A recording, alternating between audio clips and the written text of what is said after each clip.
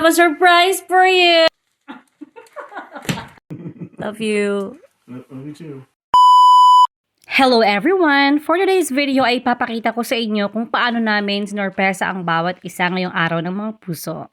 Bilang mag-asawa ay first time nga namin mag-celebrate ng Hearts Day together. Kasi dati long distance relationship pa kami. Kaya napaka-special talaga ng araw na to para sa amin. So ayan, nilabas ko na ang card para sulatan ng mensahe para sa aking mahal na asawa.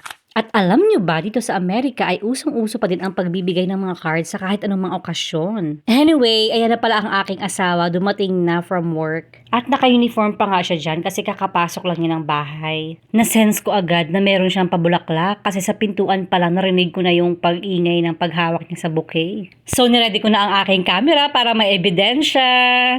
Sabi ng asawa ko, first time lang daw niya bumili ng 12 red roses ngayong araw ng mga puso. Noon daw kasi ay hanggang tingin-tingin lang siya sa mga lalaking bumibili ng mga rosas para ibigay sa kanilang mga jowa.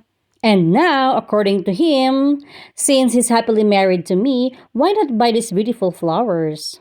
And give them to his gorgeous wife who is no other than me. Pero syempre, hindi ako papatalo. May pa-surprise din ako sa kanya. Yan na yung card na sinulatan ko at sinamahan ko lang ng konting chocolate. Ayan, masaya naman siya kasi hindi niya ina-expect na maibibigay din ako sa kanya. Kasi nga, nandito lang naman ako sa bahay. Na-touch daw siya sa message ko at sana daw ay nagbigay din siya ng card sa akin. Yun lang. Thanks for watching. Bye!